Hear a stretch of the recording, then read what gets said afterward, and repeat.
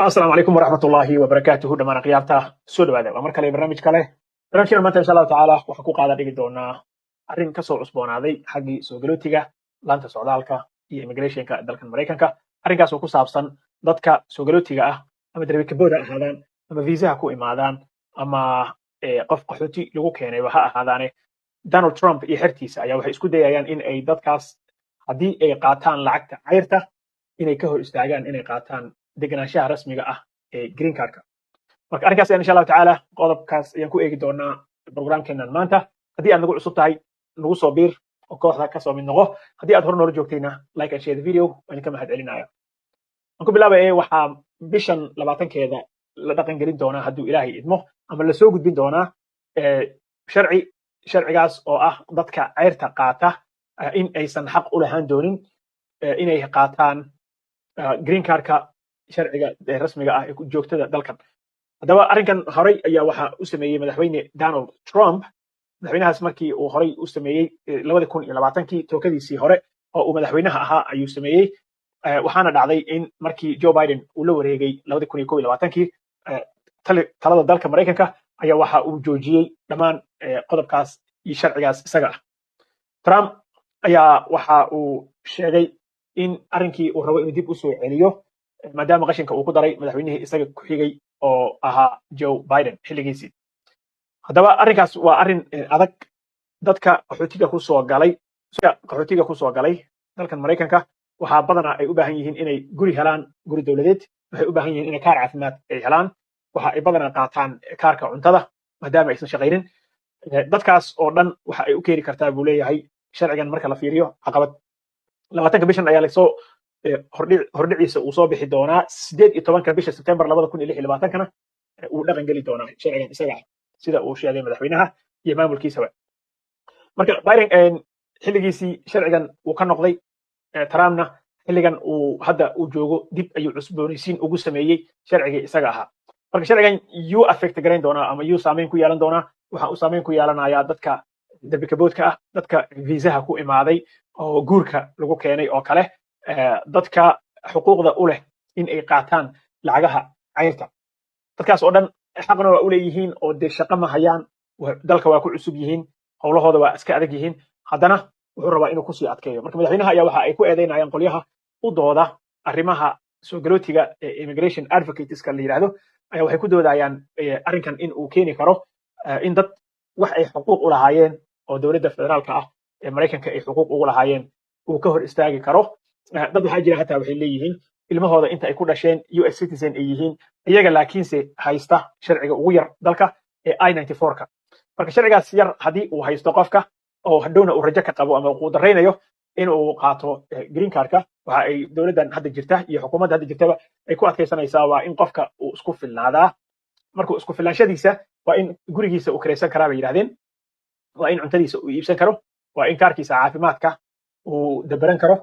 iyo waa inuusan qaadan wax lacaga oo cash ah arrinkaas isaga marka dhibtiisa ayuu leeyahay dadkan wax ay xaq u lahaayeen ayaa laga hor istaagaya baa leeyahay hataa haddii ay si sharci ah oo legal ah ay ku yimaadeen so legal iyo illegal labadaba ama sharci ahow ama sharci darro ahaabe waxa ay sheegayaan in maamulka arrinkan uu maaragtay ku qaldan yahay laakiin maamulka wuxuu sheegayaa xilligan wuxuu ku soo aaday xilli cuntada qiimaheeda ay qaaliyooday xilli daawada medical expenseska ama qarashaadka ku baxa daawada oo isagana uu adkaaday ayay ku soo aaday bay yiraahdeen marka maciishada dadka Ameerikaanka ah ee kor u socoto ma awoodna bay leeyihiin in aan ku qarash garayno lacagta canshuuraha dadka Ameerikaanka ah lacagtoodii in aan ku qarash garayno dad soo galooti ah oo qaxootiya oo aan xaq u lahayn xogaada yarta ah oo aan haysano waxaan rabnaa bay yiraahdeen inaan gaarsiino oo aan deeqsiino dadka Ameerikaanka ah oo iyagu baahiyaha doonida aan qaba oo aan shaqayn karin waayeelada ah iyo carruurta inaan siisano oo aan u kaydsano ayaa rabnaa bay yiraahdeen marka maamulka wuxuu keenay arrinka isaga haddii marka aad cusub tahay isku day in aad intii aad ka fogaan karto arrimahan aad ka fogaato caasa sida inaad qaadato kaarka cuntada dhibtiisa ayuu leeyahay kaarka cuntada in aad qaadato guriga inaad loo income ku degto inaad kaarka daawada aad qaadato waa lagama maarmaan marka kaysaska waxaa la yiri waxaa awood loo siinayaa ofisarada jeegaraynaayo oo ka socda hay'adda USCIS awood waxaa loo siinayaa in ay kayskaaga markii aad soo xariisato green cardka ay ka dhinaygarayaan ama ay ku diidaan inaad xaq u yeelato inaad qaadato kaarka deganaanshaha rasmiga ah ee green cardka. marka arrinkan waxa ay u bixiyeen public charge baa la yidhahdaa, waa in aad dulsaar ku noqoto. waxa ay ka cararayaan sharciga dadka Amerikaanka ah lacagtooda ay kasoo urursadaan canshuurta inaad dulsaar ku noqoto oo aad dowladda aad iska duldegto ay ka cararayaan sida ay hadalka u dhigeen maamulkan hadda jira madaxweyne Trump uu horboodayo. marka arrinkaas isaga ayaa soo kordhay, waa arrin caqabadiisa leh. dadka cusub oo saan idin sheegay Amerika ku cusub oo qaxootiga ah,